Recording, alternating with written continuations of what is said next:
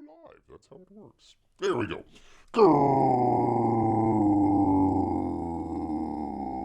Greetings, human. Greetings, and welcome back to another fun-filled episode. Bear here, 29-year veteran of the woods. Yes, that's right. That's right. Welcome back, everybody. We're doing something just a little bit different here today. Kind of tried it out the other day here. Starting a little bit early, so trying to figure out if that's going to work out for some people or not. It's nice to be able to come kind of prime time viewing and everything, but you know what, Bear kind of oh, you know what, it throws Bear's eating schedule off. He could eat beforehand, but I'd be burping and you don't want that, Bear. Even today still strives to do a professional show. Probably won't be today, but it still strives to do that. So, anyways, doing it a little bit differently here today. Hope you guys enjoy it. If you do like the new time or anything like that, or maybe if you're watching it later on or something like that, hey, leave Bear a comment down in the comment section there, and just let him know. Let's try to figure it out here. Try to figure it out. That's right, Rat Boy. It is beer time. Good to see you here. Good to see you here. All right. Well, you know what? Let's quit gibber and jabbering around and just kind of get right on into it here. Got a kind of a full show here for a Saturday afternoon. So let's go ahead, just get right on into it. Let me see. Where is it at? One of these days, we will actually do a professional show. It's not today. Not today, but we will eventually do one. Anyhow. All right, we've actually got a little update here from Aaron Lepresti. We're actually talking about this just the other day, just kind of in the context of like how campaigns stay in contact with the backers and everything. So, trying to highlight and compliment some great campaigns out there that do kind of how should Bear put this? Stays in touch with the backers and everything. So very good, very good. So anyways, we go on here. Aaron Lepresti has a Wraith of God art update here. How are we doing this fine evening, he asks. Well, it's in the afternoon, but that's all right. That's right, Bear is doing just fine. A Wraith of God is moving along at quite a fine clip. I'm currently drawing and inking pages 6 and 7, and I will be sending the first 8-page sequence off to the colorist next week. So he's going to have kind of the first couple pages there ready to go with the coloring and everything. So hopefully he'll be able to kind of show that on the campaign somewhere. All right, he goes on. Here is pages 4 and 5 inked. I won't be showing, well, actually, Bear should show that, shouldn't he? Shouldn't he? Yes, he should. There we go. Oops. There we go. So there's the page that he's talking about. Let's see. It was just... Oh, I'm sorry. There was actually another page down here. I forgot to add that. Oh, I tell you what. This is what happens when you don't do a professional show. All right, here are pages 4 and 5 inked. We'll show page 5 here in just a second. I won't be showing any more pages in continuity after these first 5 pages of the issues. 1 through 3 are on the campaign page. Mainly because I don't want to spoil the comic for all of you. I will be showing pages periodically to whet your appetite, but nothing that will spoil the story for you. Enjoy a sneak peek, and thank you for supporting this exciting project. So there's that page. There's that page. Bear forgot to get, let's see, can we see it on there? Yeah, kind of, sort of. Bear forgot to add that one there as well, so... P Money, good to see you here. Bear is on while I'm at work and during DC fandom. Honestly, I'd rather watch Bear than either of the other two. Yeah, apparently they had the big Batman reveal, so, yeah, if you want to go enjoy that, you can, but, we will actually, hold on, P Money. Hold on, because, breaking news. Where did it go? Get off. Bear with Bear for just a second here, because we actually have a A box open today. That's right. We're actually going to be doing a box open. So, P-Money, if you can kind of stick around, we'll do that. If you're hard pressed for time, we'll just go ahead and tear right into it here very shortly here. But either way, let's get back. We were talking about wherever it is. There we go. Wraith of God from Aaron Lopresti. Just very quickly, he was talking about not wanting to. Not wanting, actually, that's a pretty cool sequence there. Pretty cool sequence there with the match and then I suppose it's a werewolf? A werewolf out there attacking our hero here. So, anyways, he was talking about spoilers, not wanting to spoil some of the backers and everything. There's kind of two minds on this. Um, on the one hand, of course, yeah, you don't want your comic spoiled when you finally get it in your hands. Some months later or something like that. P-Money says I have a little bit of time at the moment. All right, well let's go ahead. Let's just go ahead and get right onto the box open since we got P-Money here. Uh, uh, just to round out the thought real quickly. Appreciate the thought of not spoiling, but at the same time, you do want to be able to update some of the backers. So maybe instead of doing full pages, just do a panel or something like that, where it wouldn't give away too much information, or if it does, maybe it's out of context, so it doesn't spoil the story or anything like that. So that would be Bear's kind of quick comment there. We actually have a number of other campaigns here real quickly. Just very briefly, Downcast 3, he's shipping now. Congratulations. And also a Graveyard Shift. They're shipping the variant campaign out here this week. So looking forward to that. But we can just bear with Bear for just a second. Let me turn on, get a light or two on here so we can actually see what we got in the box here. So bear with Bear for just a second as he turns on the lights. Does the thing. There we go. There we go. Yes, indeed. All right. So actually, we got this package in. The other week, actually, Bear's kind of trying to figure out what is inside of there because let me get to it here.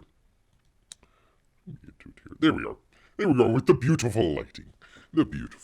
So I got this in the other week, trying to figure out what it was. I don't think it is. I don't think it's Graveyard Shift.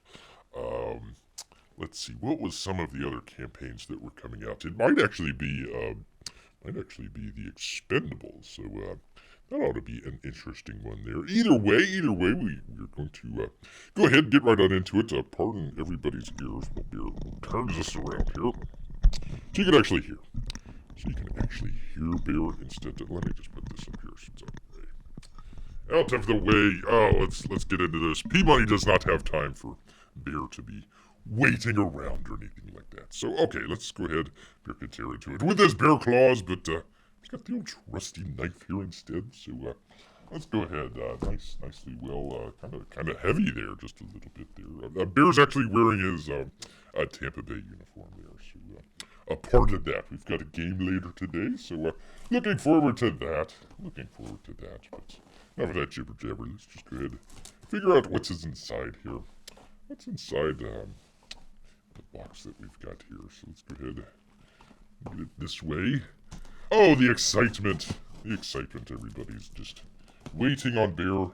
So come on, Bear, get it open, won't you? Why won't you get it open already? So, anyways, we've got the box open here. And for the let Bear check, make sure there's no personal information in here. No personal information. Packing slips. Let's make sure that's out of the way. Don't want that there. You don't want to have little Timmy McTimmerson's address. There we go. All right. There we go. Don't want to have little Timmy McTimmerson's address in the way. So, all right, let's go ahead. Just kind of get right on into it. Kind of an interesting way of packaging your comic book here. But That's all right. That's all right. All right. Let's see. Let's see. Hopefully we still have P money here because the great reveal is. The great reveal is. Let's see here. Get it out of the package here because it is. Let's see. It is. Oh, look at there! It's striking twice. Ah, that's right. That's right. Not once. Not once, but twice. That's right. Ah, yes, indeed. P-Money says, I want to see Bear walk into the dollar store where he buys the knife he used to open the box. No. Bear just found that on the side of the road. So, anyways, very cool there. Very nice book for Bear to check out. You know, maybe during the game today, later on today, or something like that. So, there we are. A nice little box open for Bear. Yes, indeed.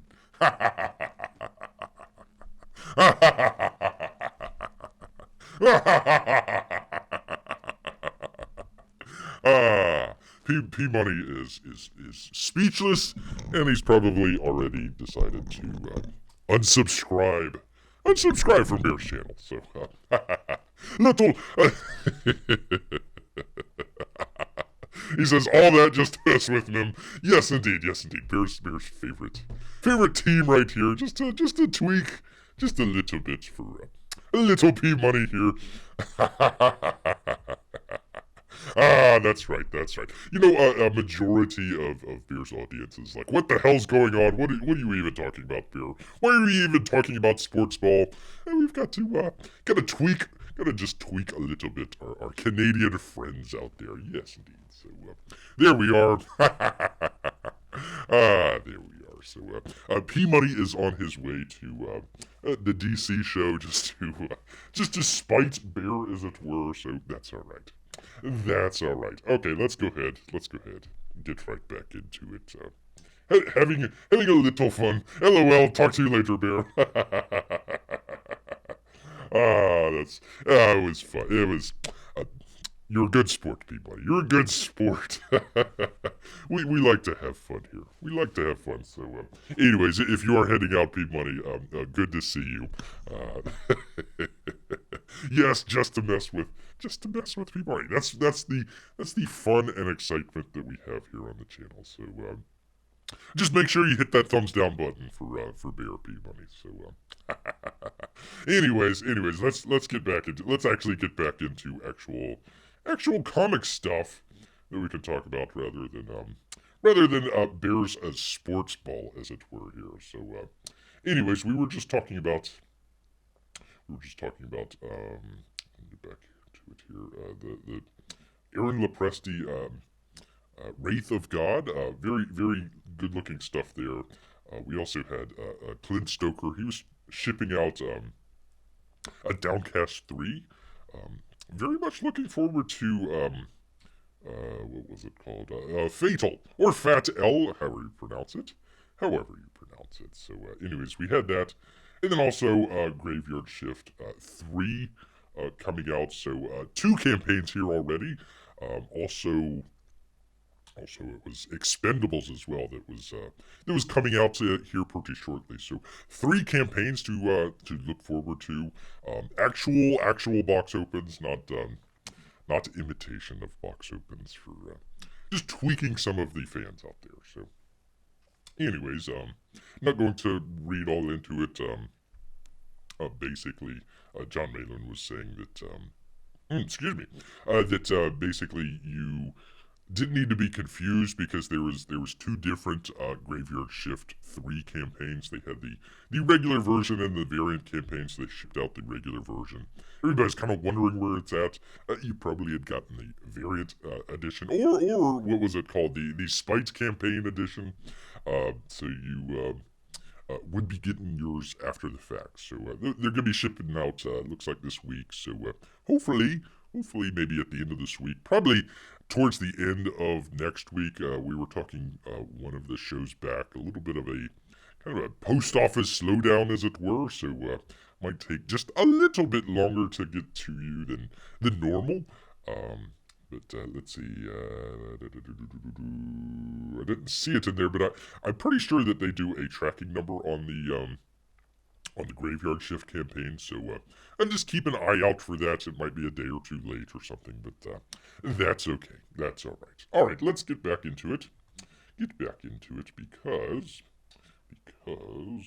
there's an actual kind of interesting thing that Beer kind of came across here. Actually, let me bear with Beer for just a second. Let me turn off these lights here. Turn off these lights since we're not going to use them. Maybe Beer could read the Striking Choice book, but that wouldn't be exciting for very many people. All right. There we go.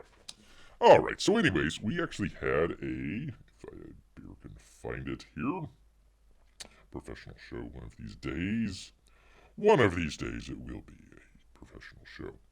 All right. So we kind of talked a little bit a while back, kind of during the sort of what was it? The Shang-Chi, Gary Shipman's favorite movie. A little while back, some of the people out there were advocating boycotts of some of the stuff, basically to kind of give it to kind of the larger companies. So in this case, it would be Disney or some of the other companies out there as well that, hey, you know what? We're not going to go see your movie. We're boycotting it. We're tired of, all the stuff that is being stuffed into the film that doesn't really need to be in there. Turning characters one way or the other or something like that. We're taking a stand. I'm not going to go see the movie and hopefully it flopped. Bear kind of showed a little while back. We were talking a little bit about Disney and stuff like that. If Shang-Chi flopped or if Black Widow flopped, they could have had 3 flops right in a row, and it wouldn't have added up to basically the payment, the interest payment on their debt. So it just kind of put it into perspective as far as some of the people out there that would complain and basically do boycotts for some of these movies. Well, there is consequences to doing the boycotts to it, and it might not always be against the people that you're hoping to affect. So we have a little story here. Let me see if I can bring it up here. Bring it on up. There we go. There we go. So we're talking about what's called the IATSE. It's a union in Hollywood. Basically, they do a lot of the stuff that,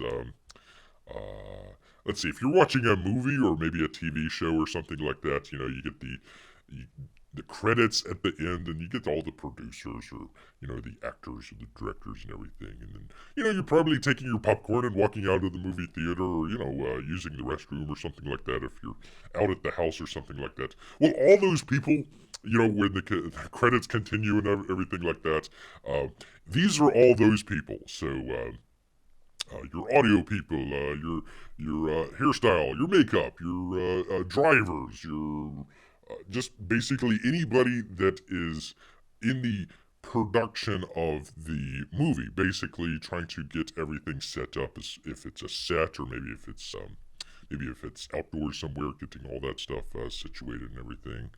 I'm not sure if catering is involved with this as well. It might be. I'm not sure if the catering people are in there as well, but your cinematographers, that sort of stuff. So think of it maybe as a little bit of your blue collar workers on the set, where maybe your stars or your directors or maybe some of your producers there are a little bit more your white collar workers. So kind of the difference between the two.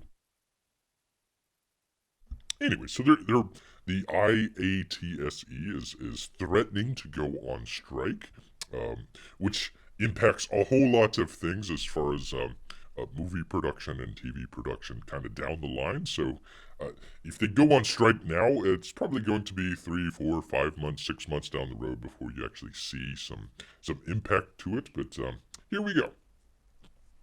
Here we go. It says, let me take a drink. Gotta wet the whistle before you get started here. says no job is worth risking your life for. IATSE member Barry Lemo and a couple of other people on why the time to strike is now. So we're just kind of going through some of their issues that they have and why they're striking here. In his first year in film and TV, oh, by the way, this is a Deadline, Matt Grobar. Matt Grobar, as it were. Let's see. In his first year working in film and TV, hair department head.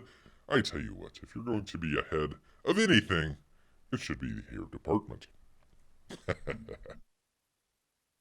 Hair department head Barry Lee Moe, that would be the local 702, had an experience that forever changed his perspective on the industry. After driving to set one morning on an early call, he came to learn that there had been an accident. One of our truck drivers just didn't make it because he fell asleep driving this huge semi-trailer truck while he was en route to base camp and crashed. Unfortunately, did not survive, the two-time Emmy winner recalled. With budgets to manage and deadlines to meet, producers then carried on shooting, he says, as if nothing had ever happened. That's when, very early on, Mr. Moe realized that there's a potential for danger in the industry in terms of how they view us and support us as employees and people. So again, when you kind of hear some of these stars or you hear some of the big wigs in Hollywood talking about, the little people and all this stuff, well, these actually are some of the little people, and this is kind of their perspective on some of that sort of stuff. As the creative behind Pose, or no, it's not Posse, Pose, and more notes, this is unfortunately, quote, not a unique story, but rather something that happens all the time. Another person, Kristen Coleman, local 706, a makeup artist who earned her first Emmy for the work on the HBO show Euphoria, knows this as well as anyone, admitting that she had nearly fallen asleep at the wheel, quote, too many times to count.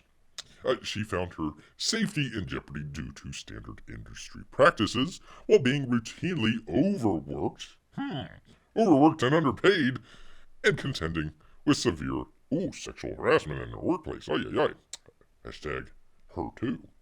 Because of how prevalent long hours and tough working conditions have become for crews, there have been a groundswell of support for a potential strike by IATSE, the first in the union's history. If a deal with the Hollywood studios is not reached by the end of it's this weekend, so there you go. We'll find out. We'll find out by Sunday whether or not they're going to go on strike. Among the myriad of issues being raised by IATSE's negotiations with the too many acronyms here. Basically, the producers. The importance of reforming work hours to the extent that maintaining one's physical and mental health is a possibility has emerged as the galvanizing one that all union members have gotten behind. So they're trying to, they're going on strike so they can get better working hours and working conditions, as it were. You'd figure with all the great Hollywood folks out there and how much they care. They just care too much. If there was one problem, if they could find one problem with themselves, it would be that they care too much. Except for the union members that work for them. Quote, even in the shortest time I've been in the industry, we've seen so many people lose their lives, their sanity, their health because of these jobs, says Moe, who found himself working up to 21 hours a day, holy cow, in the midst of the COVID pandemic, the Wu flu pandemic. And it doesn't matter what job you're doing in this world, no job is worth losing your life for. Well, unless it's bear wrangler, then yes, you should not be wrangling the bears. All right. Going on. He says, for Coleman, hours on the set have been long, so long that she's barely had time to rest. Quote, if I'm lucky, I get 5 or 6 hours of sleep a night, she says, and that's just driving home, going straight to bed with maybe a shower. Then there's Hacks costume designer Kathleen Felix Hager, local 892, a 25-year veteran of the industry, who notes that abuses... Blah, blah, blah. I tell you what, we'll get this right. 25-year veteran of the industry who notes that the abuses of time carry over on set, to the extent that people are not afforded real breaks to eat or use the bathroom. Quote, it's really crazy because the thing is that people that work on films and television, generally, we really love what we do, and we're all very conscientious, hard-working people, she says. You don't come in there half-arsed, you're giving it your all, so you have such disregard, so to have such a disregard for basic human dignities, I think people are really fed up. Ah, yes, indeed. So they're going on strike, basically because they're not being well cared for. Plenty of evidence supporting that notion can be found on IATS stories, an Instagram account set up in August that gives members an opportunity to speak anonymously about their experiences. The account, which has amassed 156,000 followers, thus far has published 1,000 mostly harrowing accounts speaking to labor exploitation, wage theft, a burnout from unsustainable turnaround times, sexual harassment, horrific car crashes, and on and on. Oh my goodness, and the need to carry around, I don't know why, the need to carry around a pee cup in the absence of permitted bathroom breaks. Yes. So that's nice. Certain stories are particularly demonstrative of what Felix Hager calls a callous attitude towards workers, with crew members forced to return to set shortly after giving birth or in the midst of a major illness if they want to keep their jobs. Everything I've read on the Instagram has been complete and utter recap of nearly every job I've worked for in the course of my 15-year career. In fact, I can recall experience about 90% each story I have read. Wow. The creatives Deadline spoke to also agree with the anonymous posters on the core issue at hand, that being one referred to as the systematic ability of the industry to abstract people's lives into numbers on a spreadsheet. Each view that the powers that be, namely, hello, hey, hold on, where is it, I got it here. Hey guys, hey fellas, you might wanna listen up to this one here. Might just want to listen to this one here. Might just want to listen to this part here. Let's see, each views the powers that be, namely, studio heads, producers at the corporate level, as those that need to be held accountable. So when you're boycotting a movie, you're not hurting the studio heads or the producers at the corporate level. You're actually hurting the people here they already have a hard enough time trying to get by here, and not making it any easier on people. Going on, Felix Hager says, quote, I'm not angry at the producers of the show that I'm working on. They're lovely people, and they treat the crew very well. But, here we go, folks, when you're negotiating with an entity that's corporate attorney for shareholders, they don't care about the crew. There's no connection to it. Quote, they don't have any direct empathy for people that are being affected. It's just a bottom line number, it seems. So they really have a lack of empathy, I think, for what people are experiencing. And then Mo goes on, he says, quote, I think the core issue that exists at the heart of all this is profit over people. That extends to profit over people within a space where you're exploiting the very people you hire to help to make your projects. Here we go. And Bear would also add, it's not necessarily corporate stuff as well. You can also do it as far as independent artists there as well. Go ask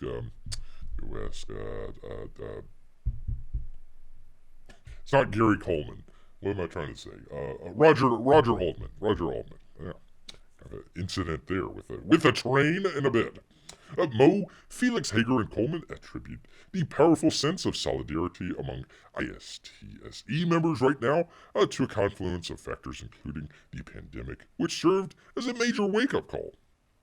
Quote, having all that time with your family, even though it was crazy circumstance, it sort of shifted people's priorities in a way that was really profound, says Felix Hager. I feel like the issues on the table right now are heightened because people have gotten a taste of, oh yeah, I remember what it's like to see my kids and spend time with my husband and see my parents. Yes, indeed.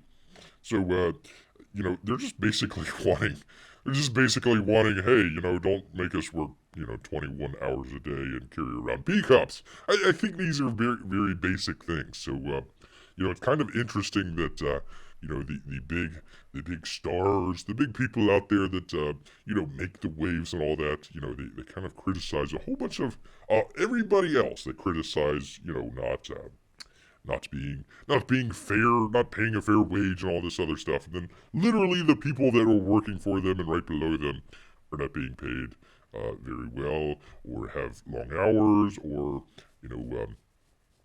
if they have any problem with those hours, they're let go and that sort of thing. So yeah, it's a pot and kettle there. So. Another factor is what Felix Hager refers to as the insane, voracious rate at which entertainment content is consumed these days. Very good point. Very good point.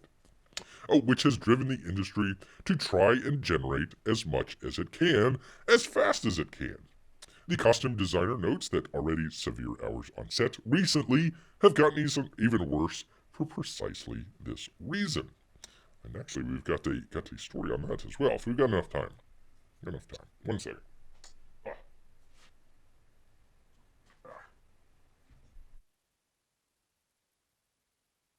Excuse me. All right, there we go. As Coleman pointed out, there's never been a higher demand for content than during the pandemic, particularly at the beginning of the lockdown. With people confined to their homes, she said that when production resumed following this initial stage of the pandemic, quote, many safety precautions were taken and also promised, including shorter days and more breaks, though these were not offered, quote, for long if at all. In the end, she feels that IATSE members' excitement and eagerness for work during the pandemic was taken advantage of by networks and studios who realize they can pump out content faster without regards for our safety, exhaustion, and how it has affected our lives in all areas, or arenas, pardon me. The makeup artist compares her work life to, quote, an abusive relationship, resulting in, quote, Stockholm Syndrome. She has just recently woken up from after 15 years of labor. Oh my goodness. The artist Deadline spoke to recognized that a strike would hurt some more than others should it drag on for an extended period. Still, they view a strike as necessary and worthy sacrifice in pursuit of a better, healthier industry in the future. There we go. It says, and let's see, are we pretty well done here? Oh my goodness, I don't want to go on here. We'll just finish it up with Mo here. I wish that the overall energy and vibe on the set these days is hopeful and strong. People aren't freaking out in any way. I think they're more excited about being part of a movement that will better all of our lives. The ultimate goal of this movement is to establish some kind of sustainability, because really, what alternative is there? Let's see, Mo says, for someone like me, who's only in my 40s, I'm likely going to be working for another 30 years in this industry. Holy cow. I mean, that's almost half my life. Well, that's most of your life. Unless you plan on being, like, 140 or something like that. I mean, that's almost half my life left working. To continue in these conditions... left life working. Okay. To continue in these conditions, I won't make it physically or emotionally, because it's just too taxing. So there you go. You got some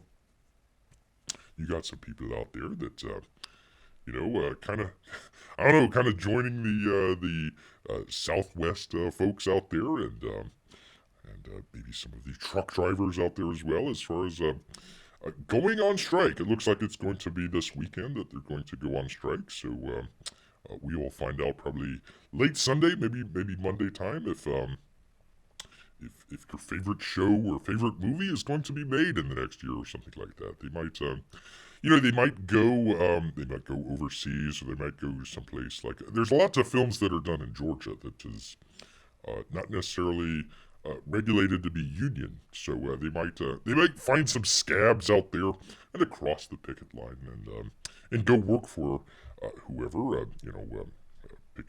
Pick your favorite studio or streamer. And speaking of streamers, we actually have this one here. Also with Deadline, Tom Grader, is that the same guy? Oh, Matt Grover. Okay, totally different guy. Let's see. Stuart Ford, a gentleman there, says proliferation of streaming content may have, quote, a creeping diluting effect on quality. So, in other words, quantity over quality is what he's talking about.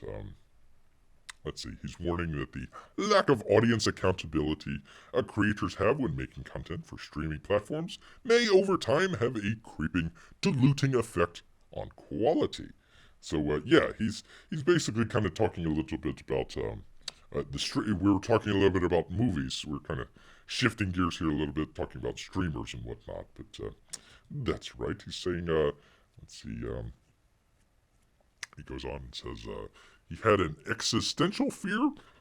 An existential fear that if our industry becomes overly dominated by the streaming model, then over a period of time, the mindset of the creative community becomes business to business. He added that the mentality of creators should shift to as long as we can sell it, we have done our jobs. Rather than we have to make something that's so great that the audience responds. So that's why you see a lot of the remakes, or even if it's just kind of a normal video or movie or something like that, you're probably thinking, it's good, we've got good production values and all that sort of stuff, until some of these folks strike here. Got good production values and everything, but it just doesn't really kind of reach that level of greatness. It might be good, it might be average, but it's not really great. Well, one of the reasons why is because you actually have to just pump out content here. Ford made pains to assure the audience that he's not anti-streaming. In fact, he has multiple projects in the works for a streaming service. I'm not one of those that says everything the streamers do is crap. Not everything. I have a number of friends who work for the streamers who want the content to be great.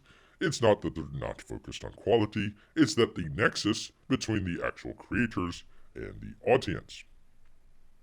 The executive credited the digital giants with fueling much of the growth in production activity, which has led to a boom for producers. Unfortunately, you're putting a lot of your line workers, just stringing them out and going crazy with the hours. But hey, it's a boom for producers.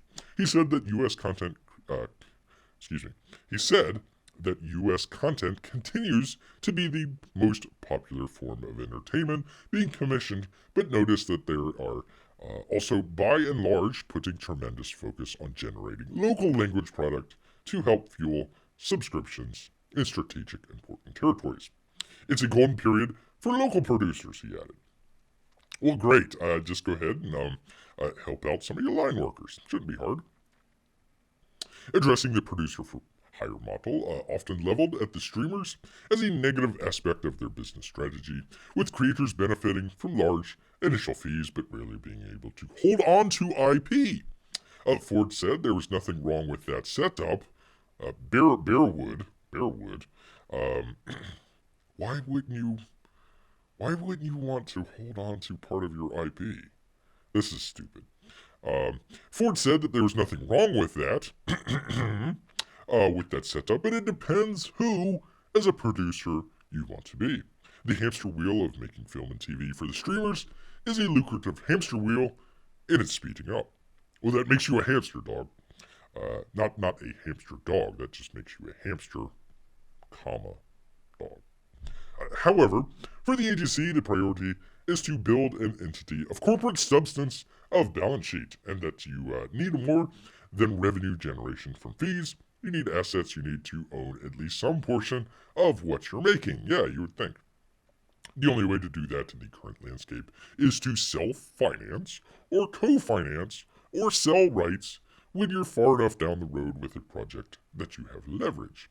One of the greatest challenges in the biz right now, Ford noted, is the lack of availability of talent. Tentpole movies take actors out of the market for 6 months at a time, and then any remainder of the time they want to do a stream or movie or TV because of the payload. It has squeezed us all, he says. I think there's a consensus that it has never been harder to assemble on-screen talent and top-end writers and directors. Well, this would be a great point. A great point in the Hollywood to actually have a Hollywood version of Comicsgate. It might be actually time to do some of that stuff. Especially when you get some of your line people going on strike. You might want to maybe kind of get some of those people on your side. Maybe kind of make your own little book. Make your own, or excuse me. Well, you can make your own book, but make your own movie. Make your own movie.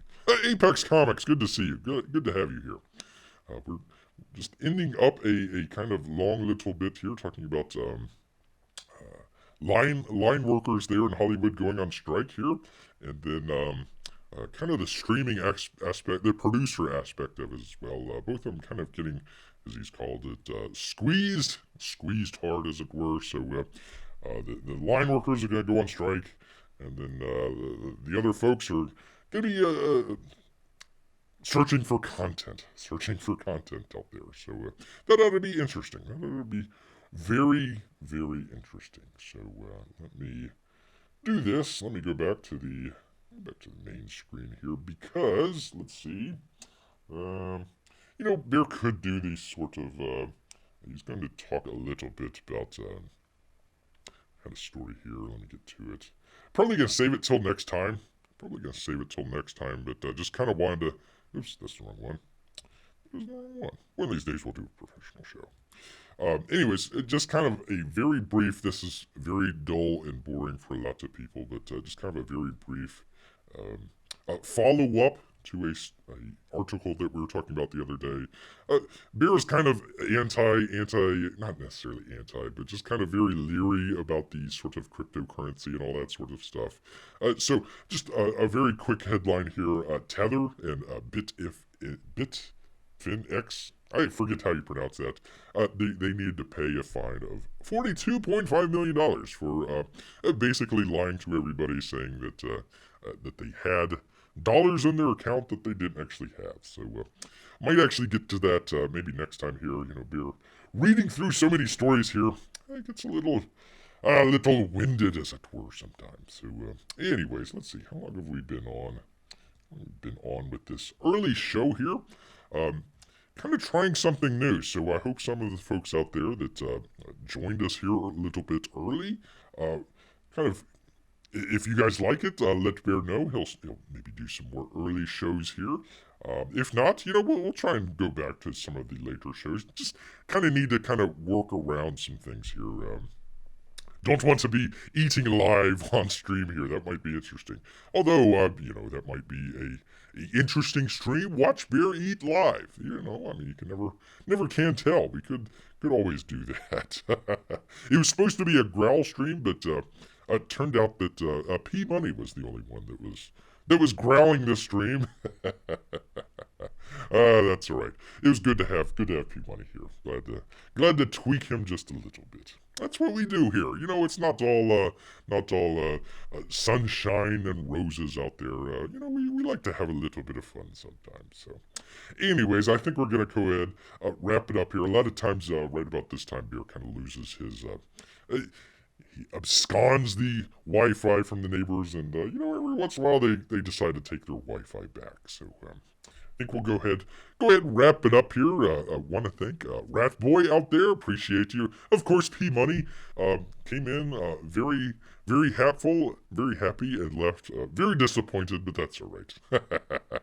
That's all right. Bear had a laugh, and that's what's really important. That's what's really important. I mean, a lot of people say, the audience is the most important. No, as long as Bear is having fun, then that is the most important. So, Bear Kids. He enjoys the audience out there. All the returning people, and especially some of the new people out there. Hope to keep some of those people and continue along with it. So, hey, you know what? If you enjoyed the show, make sure you hit that thumbs up. If you didn't like the show like P-Money did, smash that thumbs down button as well. So, at any rate, and again, Apex Comics, good to have you here. Good to have you here. Good to have everybody else here, including the lurkers out there. Yes, indeed. All right. Well, hope everybody has a great weekend here. We'll do this right again on Wednesday. We might play around with the time, so again, just let Bear know in the comment section there, kind of what you kind of prefer, and then we'll kind of play with it there. So once again, thanks everybody. Great to have you here. Hope you enjoyed the show, and we will see you next time, because Bear's gonna head back into the woods. Grrrr!